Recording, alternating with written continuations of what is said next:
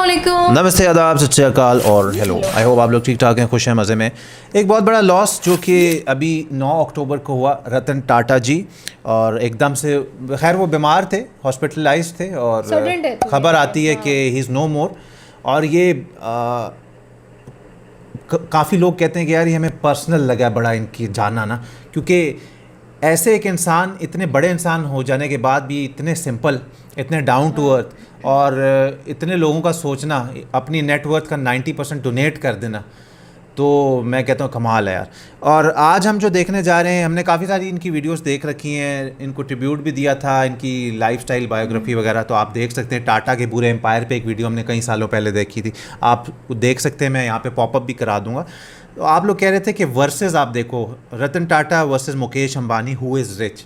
तो मुझे तो पता नहीं क्यों फीलिंग आ रही कि रतन टाटा जी, उनका लाइफस्टाइल बेशक ही सिंपल हो, लेकिन मुझे लगता है कि वो ज़्यादा रिच थे, लेकिन उन्होंने अपनी काफ़ी दौलत डोनेट कर दी थी।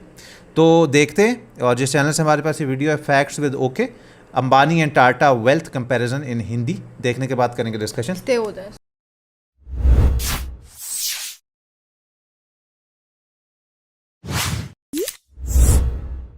Welcome back to facts with okay. दोस्तों, आज की वीडियो में हमारे देश के दो दिग्गज बिजनेसमैन की बात करते हैं, मुकेश अंबानी और रतन टाटा। दोनों की अमीरी के चर्चों से शायद ही कोई बचा होगा। एक तरफ मुकेश अंबानी ने हाल ही में अपने बेटे की शादी पर किए 5,000 करोड़ रुपए खर्च, वहीं दूसरी ओर रतन टाटा मेंटेन करते हैं लो प्रोफाइल। आज की वीडियो में जानते हैं उनके बैकग्राउंड को, उनकी लाइफस्टाइल, उनके कंपनीज और उनकी नेटवर्थ को। किसी ने टेलीकॉम से लेकर पेट्रोलियम तक फैलाए रखा है, तो कोई स्टील, ऑटोमोबाइल्स और डेली यूज के कंज्यूमेबल्स में अपनी पकड़ बनाए हुए है। आगे बढ़ने से पहले इस चैनल को सब्सक्राइब कर ले। दोस्तों, ये बात तो साफ है कि अमीरी के मामले में मुकेश अंबानी सबसे आगे है। और अगर कंपनीज की बात हो तो मुकेश अंबानी के पास है 6 कंपनीज। वहीं सिंपल लिविंग पसंद इंसान रतन टाटा के पास 135 से भी ज्यादा कंपनीज। इतने कंपनीज के मालिक होने के बावजूद रतन टाटा इस तरह अमीरी के मामले में पीछे रहने के राज को जानकर आप दंग रह जाएंगे। रिलायंस इंडस्ट्रीज जहाँ लिमिटेड सेक्टर में काम करता है, वहीं टाटा ग्रुप लगभग हर सेक्टर में अपनी पकड़ बनाए रखे हैं, जिसमें स्टील, केमिकल्स, IT, ऑटोमोबाइल्स भी शामिल है। टाटा ग्रुप में इतने ज्यादा कंपनीज होने की वजह से टाटा ग्रुप का मार्केट कैपिटल रिलायंस ग्रुप से कहीं ज्यादा है, जो $400 बिलियन के भी ऊपर है। ये हमारे पड़ोसी देश पाकिस्तान की टोटल GDP से भी ज्यादा है। अब सोचने वाली बात ये है, मुकेश अंबानी इतने बड़े ग्रुप के मालिक रतन टाटा से अमीर कैसे हो गए। उससे बढ़कर हैरानी की बात यह है कि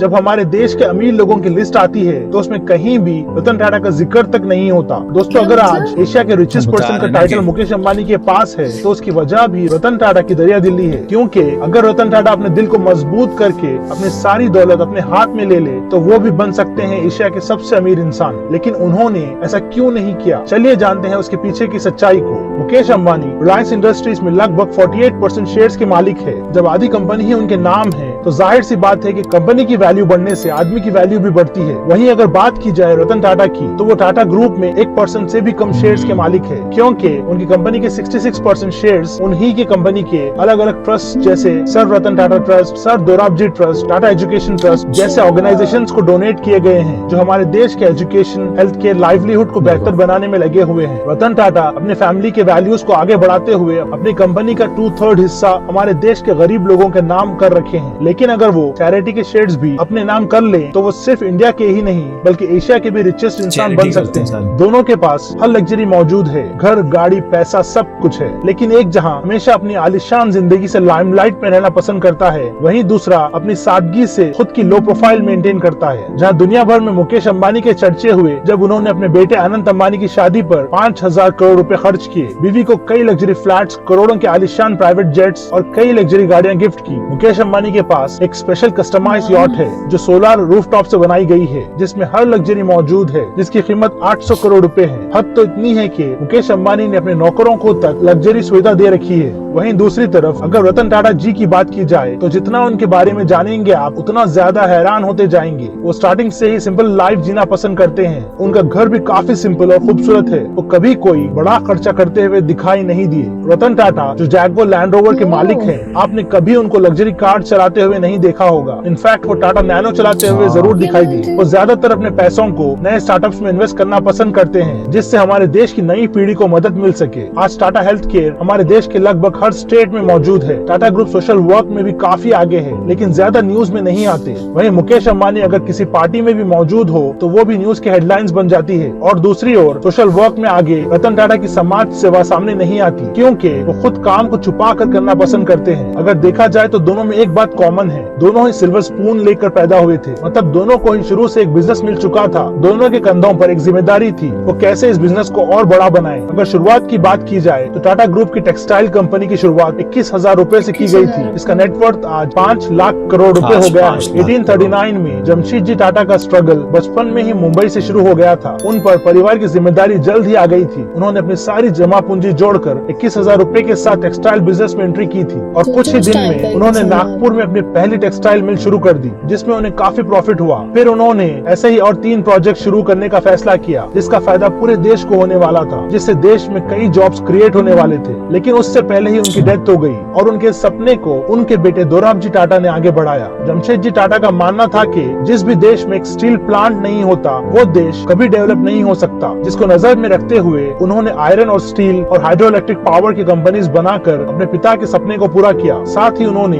हमारे देश का पहला इंस्टीट्यूट ऑफ साइंस शुरू किया। लेकिन जब उनकी डेथ हुई तो ईयर 1938 में टाटा ग्रुप की सारी जिम्मेदारी जहांगीर रतन जी दादा भाई टाटा ने ले ली और उन्होंने अपने 14 कंपनियों को चलाते हुए अपने कंपनीज को बढ़ाकर 95 तक पहुंचाया। जेआरडी टाटा ने इंडिया की पहली एयरलाइंस टाटा एयरलाइंस की भी शुरुआत की थी, जिसे आगे चलकर इंडियन गवर्नमेंट ने अपने अंडर करके उसे एयर इंडिया का नाम दे दिया। फिर आगे चलकर अपने परिवार के काम को आगे बढ़ाने की जिम्मेदारी मिली रतन टाटा को, जिन्होंने बहुत ही अच्छे से अपने फैमिली बिजनेस को दुनिया भर में फैलाया और बहुत ही ज्यादा प्रॉफिटेबल बनाया। उन्होंने अपनी कंपनी का नेटवर्थ 5 लाख करोड़ के भी ऊपर पहुंचाया। आज उनकी कंपनी 150 से भी ज्यादा देशों में मौजूद है, जिसमें 1 मिलियन से भी ज्यादा एम्प्लॉयज काम करते हैं। अगर आप Ambani group, Birla group, SBI और HDFC के सारे एम्प्लॉयज को भी मिला लें, तब भी आप टाटा ग्रुप के एम्प्लॉयज से कम्पीट नहीं कर पाएंगे। इन सारे कंपनीज के एम्प्लॉयज मिलाकर भी 1 मिलियन नहीं होते। इतना सब होने के बावजूद जब फोर्ब्स की लिस्ट आती है, richest man of India, richest man of Asia या richest man of the world, कहीं पर भी रतन टाटा का जिक्र भी नहीं होता। उसकी वजह है टाटा ग्रुप में सिर्फ 0.83% शेयर्स ही रतन टाटा ने अपने पास रखे हैं, बाकी सब अपने चैरिटी फाउंडेशंस को डोनेट कर डाला। आज भले ही वेल्थ के मामले में अंबानी या कोई और रतन टाटा से मुकाबला कर सकता है, लेकिन दरिया दिली के मामले में मुकेश अंबानी क्या पूरी दुनिया का कोई भी बिलियनर रतन टाटा से मुकाबला नहीं कर सकता। वहीं अगर मुकेश अंबानी की बात की जाए तो उनके 16,000 करोड़ के शानदार घर एंटेलिया में जितना एरिया है उतने एरिया के बिल्डिंग्स में मुंबई की आधी आबादी रहती है। उसमें 6 फ्लोर्स तो सिर्फ कार पार्किंग के हैं। लेकिन अंबानी की जिंदगी स्टार्टिंग से ऐसी नहीं थी। धीरूभाई अंबानी ने इस नाम को कमाने के लिए बहुत मेहनत की है। वो यमन में नौकरी करने जब गए तो वहाँ उन्होंने अपनी कमाई जोड़ी और फिर मुंबई में वापस एक चॉल में रहने आ गए। काफी अप्स एंड डाउन के बाद धीरूभाई अंबानी ने रिलायंस कमर्शियल कॉर्पोरेशन की शुरुआत की और 1 लाख रुपए लगाकर मसालों के बिजनेस की शुरुआत की।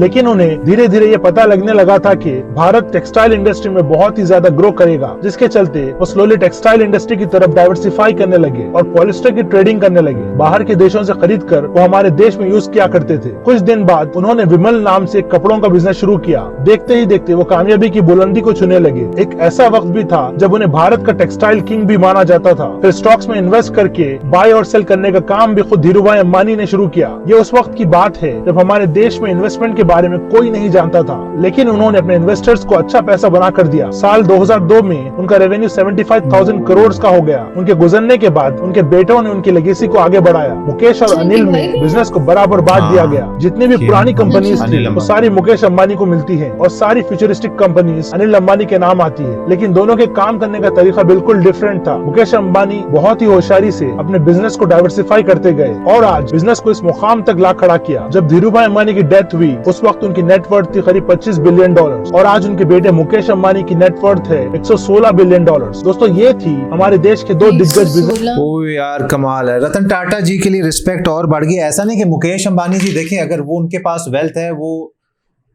5,000 करोड़ में अपने बेटे की शादी करते हैं, ठीक है, उनके पैसे हैं, वो कुछ भी कर सकते हैं। लेकिन रतन टाटा जी जो कि 66% ट्रस्ट एशिया के सबसे रिचेस्ट कहला सकते थे, लेकिन उन्होंने 0.8% के शेयर्स अपने पास रखे, बाकी सब जो ट्रस्ट में दे दिया। चैरिटी करते हैं। और लगता है कि अगर आप रिलायंस ग्रुप के एम्प्लॉयज को मिला भी लें तो आप फिर भी टाटा के जो एम्प्लॉयज हैं उनको नहीं आप कर सकते। 10 लाख और 150 कंट्रीज में, हमने पूरी वीडियो देखी थी टाटा एम्पायर की, 150 कंट्रीज में इनका काम है। और 135 अगर मुकेश अंबानी जी की पता नहीं कितनी वो बता रहे थे फैक्ट्रीज हैं ब्याह क्या, तो इनकी 150 हैं, अगर उनकी 16 हैं तो 135 हाँ। और हर चीज में लेकिन इन्होंने अपना रहन सहन इतना सिंपल रखा है, और ये चाहते नहीं है कि लाइमलाइट में आए, ये छुप के करते ऐसे करते हैं, हेल्प करते हैं, चैरिटी करते हैं कि ये चाहते हैं किसी को पता ना चले। जहाँ तक मुकेश अंबानी की बात है, उनकी भी एक स्टोरी है कि उनके फादर ने बहुत स्ट्रगल किया है इस्लाम दोनों को। हाँ, दोनों के फादर्स और दोनों के पीछे ग्रैंडफादर्स ने stories स्ट्रगल हैं। किया। और उन जो थे रतन टाटा, जो उनके ग्रैंडफादर थे, उन्होंने अपने उस दौर में 21,000 से शुरू किया। तो सोचो उस दौर का 21,000 कितना ज्यादा होगा। तो दोनों जाहिर सी बात है, वो कह रहे थे कि सिल्वर स्पून के साथ तो पैदा हुए, दोनों को बिजनेसेस मिले, लेकिन दोनों ने फिर मेहनत करके उस लेके बिजनेस चले। को किस लेवल की है यार, कि रतन टाटा जी से लोग इतना प्यार क्यों करते हैं, वो जब हमने पहली वीडियो उनको ट्रिब्यूट दिया था तभी अब पता चला जाके। तो यार सल्यूट है रतन टाटा जी को। और ऐसे लोग ना कभी भी मरने के बाद भी जो है ना वो हमेशा जिंदा अब रहते हैं। काफी लोग हैं या मुकेश अंबानी, हम ये नहीं कह रहे कि मुकेश अंबानी, हाँ, दोनों अपनी अपनी जगह अपनी अपनी है। जगह है। हाँ, अगर दोनों मुकेश अपनी अंबानी जगह अपने पैसे को खर्चते हैं तो किसी से लेके नहीं खर्च रहे, अपना कर रहे हैं। लेकिन अपनी अपनी एक सोच, एक वो स्टाइल होता है। तो रतन अब टाटा जैसा जी का, सलमान खान है, वो भी अपनी चैरिटी बहुत करते हैं, वो भी चैरिटी में बहुत देते तो हैं। रतन टाटा जी की एक अपनी सोच स्टाइल था, इनका एक अपना है। और सबसे अच्छी बात है कि दोनों ने किस तरह से सोच को लेके अपने अपने बिजनेसेस को इतने अरूज पे पहुंचा दिए कि आज वो वर्ल्ड वाइड जाने जाते हैं, इंटरनेशनल लेवल पे भी। तो यार बहुत अच्छा लगा है, आई होप आपको भी अच्छा लगा होगा। रतन टाटा जी के लिए कुछ कहना चाहते हैं तो जरूर कमेंट में कहिएगा, रिएक्शन अगर अच्छा लगा So तो। what to do, like, share और सब्सक्राइब on my blog से जाकर लाइक शेयर और सब्सक्राइब कर लो। इंस्टाग्राम पे फॉलो कर लें लेटेस्ट फोटो स्टोरीज और अपडेट्स के लिए। इसी तरह हम आपके लिए लाते रहेंगे न्यू और डिफरेंट रिएक्शंस डेली। तब तक के लिए अपना ढेर सारा ख्याल रखें।